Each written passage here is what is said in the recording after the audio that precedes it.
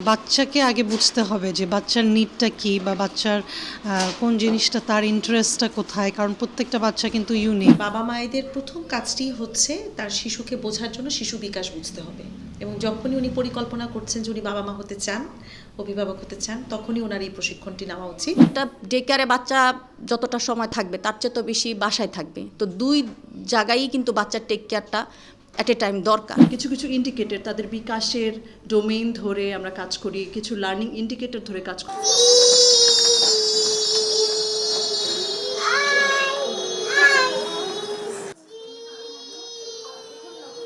বাচ্চার কেয়ারটা কোনো আসলে এরকম কোনো ফিক্সড কোনো থিওরি নাই, এটা প্রত্যেকটা বাচ্চা ইউনিক। সো প্রত্যেকটা প্যারেন্টকে ইউনিক ওয়েতে আসলে এটাকে চিন্তা করতে হবে যে আমার বাচ্চার জন্য কোনটা বেস্ট, বা আমার বাচ্চার স্ট্রেংথ কোনটা, উইকনেস কোনটা, আমার বাচ্চা কোনটা এনজয় করছে। সো এভাবে আমি মনে করি প্রায়োরিটি দেওয়া উচিত বাচ্চাকে, তার ইন্টারেস্ট কোথায়, তার নিডটা কী, এভাবেই প্যারেন্টিংটাকে করা উচিত।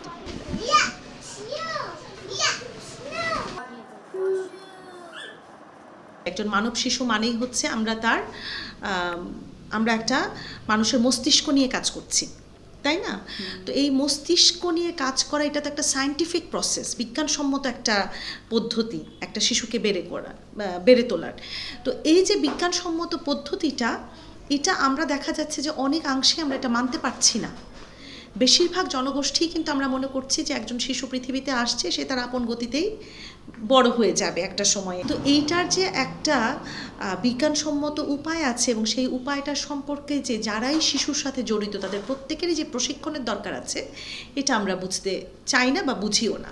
আমরা যেই কাজটুকু করছি, যে আমরা খুব ছোট পরিসরে করি, যেটা আমি আপনাকে প্রসেসটা বললাম, যেখানে অবজারভেশনের দরকার আছে, শিশুর সাথে একজনকে থাকতে হবে, সেই মানুষটির অবজারভেশন স্কিল, তার মানসিক স্বাস্থ্যের ভারসাম্য রয়েছে কিনা সেটাও খুব জরুরি, যে শিশুর সাথে কাজ করছে বা খেলছে।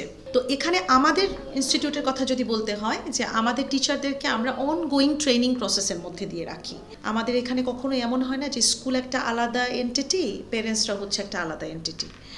আমরা মনে করি সব কিছুর মূলে হচ্ছে আমাদের সন্তানরা, আমাদের শিশুরা, এবং আমরা অ্যাডাল্টসরা, সেটা প্যারেন্টস রোলে কেউ আছে, কেউ টিচার রোলে আছে, কেউ সুপারভাইজার রোলে আছে, আমরা সবাই, আমাদের একটাই গোল, আমাদের বাচ্চাদের ডেভেলপমেন্ট। অ্যাজ আ প্রফেশনাল আমাদের দায়িত্বটাই অনেক বেশি। আমাদের অভিভাবকরা, তারা হয়তো বা তার প্রফেশনে এক্সপার্ট, কিন্তু আমাদের সেক্টরে তো আমরা প্রফেশনাল। তো আমরা যখন adequate amount of research evidence নিয়ে তাদেরকে একটা জিনিস ইন্ট্রোডিউস করি, যে this is Y I am doing this and we should do this, তখন কিন্তু ওনাদের সহযোগিতা আমরা 100% পাই। মূল যে বিষয়টা শিশুর ব্যাপারে, যে শিশুই হচ্ছে কারিকুলাম, এখানে ইন্টারন্যাশনাল কারিকুলাম কিছু নাই। কারণ আপনি যে শিশুদেরকে নিয়ে কাজ করছেন, আপনি যদি সেই বিজ্ঞানটা বোঝেন যে শিশুর বিকাশটা কিভাবে হয়, কি কি প্রসেসে আমি তাকে সাহায্য করতে পারি তার সর্বোচ্চ বিকাশের জন্য, তাহলে সেই কারিকুলামটা কিন্তু কোনো বিদেশি কারিকুলাম দিয়ে হবে না।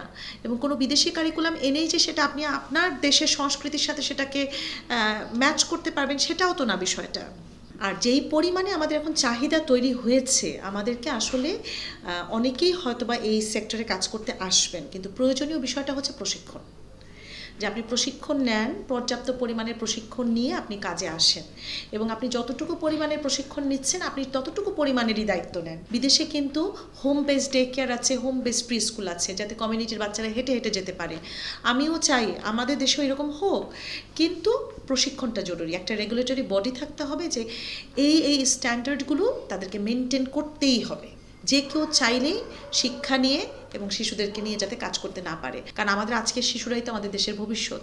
এবং ওদেরকে যদি আমরা শুরুতেই ওদের শেখার প্রতি আগ্রহটা যদি আমরা নষ্ট করে ফেলি, এবং বিকাশের এই গুরুত্বপূর্ণ সময়টা যদি আমরা নষ্ট করে ফেলি, কোনো ম্যাল প্র্যাকটিস যদি তাদের সাথে হয়, তার মানে আমি দেশের একটা সম্পদকে নষ্ট করে ফেললাম। বাবা মায়েদের প্রথম কাজটি হচ্ছে তার শিশুকে বোঝার জন্য শিশু বিকাশ বুঝতে হবে, এবং যখনই উনি পরিকল্পনা করছেন যে উনি বাবা মা হতে চান, অভিভাবক হতে চান, তখনই ওনার এই প্রশিক্ষণটি নেওয়া উচিত। মানে এইটা প্রসেসটা তখন শুরু হবে, এমন না যে একটা প্রশিক্ষণ নিয়ে নিলাম এবং শেষ, সেটা না। কারণ প্যারেন্টিং হচ্ছে এমন একটা রোল, এমন একটা জব, এটার কোনো রিটায়ারমেন্ট নাই, এবং এটা প্রতি বছর বছর জব রেসপন্সিবিলিটিস চেঞ্জ হয়। এটা শুধুমাত্র একটা গোষ্ঠীর কাছে আমরা মনে করি যে এনারাই শুধু শিশু বিকাশ নিয়ে পড়বেন, বিষয়টা সেটা না। এটা সবার জন্য এই সাবজেক্টটা, কারণ it takes a village to raise a child.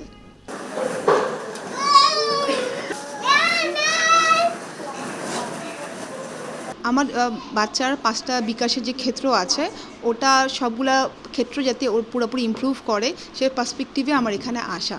কারণ এভাবে স্টেপ বাই স্টেপ হানি বিজকে আমি সোফার দেখেছি যে ওরা স্টেপ বাই স্টেপ প্রত্যেকটা জিনিস কেয়ার নিয়ে করছে। আলহামদুলিল্লাহ আমার বাচ্চাটাও মানে ও ইমপ্রুভ করছে। নর্মালগুলো স্কুলগুলোতে হয়তো ওদের টেকনিকটা ডিফারেন্ট থাকে, ওরা প্রেশারাইজ করে, তো ওকে স্ট্রেস ফ্রিভাবে ওর মতন করে ওকে ডেভেলপ করছে দেখে আমি হানি বিজে এত দূর এসে আসাটাকেও আমার কাছে জিনিসটাকে রিওয়ার্ডিং মনে হচ্ছে।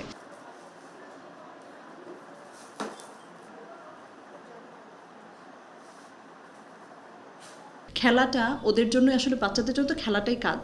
সেই কাজ খেলাটা আমরা কিছু কিছু ইন্ডিকেটর তাদের বিকাশের ডোমেইন ধরে আমরা কাজ করি, কিছু লার্নিং ইন্ডিকেটর ধরে কাজ করি এবং প্রত্যেকটা আসলে আমাদের চেকলিস্ট রাখতে হয়। খুব সায়েন্টিফিক ওয়েতে, খুব কনসার্ন ওয়েতে, খুব সিনসিয়ার ওয়েতে কাজটা করতে হয়।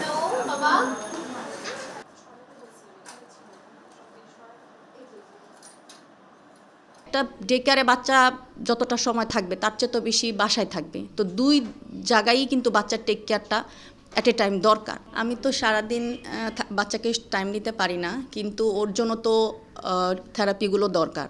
তো এটা প্রোভাইড করার জন্য আমি আমার বাসাতেই হানিবিসের পরামর্শ মতো বা ডিরেকশন মতো আমি একটা মানে অটিস্টিক বান্ধব বা এএসডি বান্ধব একটা এনভায়রনমেন্ট আমার সাধ্যের মধ্যে ক্রিয়েট করেছি, যেখান থেকে ওর সব ধরনের নিডগুলো, সেন্সরি নিডগুলো, স্টিমুলেশনগুলো ও যাতে পেতে পারে ওর নিড অনুযায়ী আর কি। তো এগুলোর জন্য যে খুব বেশি বাজেট তৈরি করতে হবে সেটাও না, কিন্তু এগুলি মানে একটু রক্ষণাবেক্ষণ করতে হয়, মেনটেনেন্স করতে হয়। সংবাদ, ফিচার ও অনুষ্ঠানের জন্য ভিজিট করুন সংবাদ প্রকাশের ওয়েবসাইট এবং যুক্ত থাকুন ফেসবুক পেজ ও ইউটিউব চ্যানেলের সঙ্গে।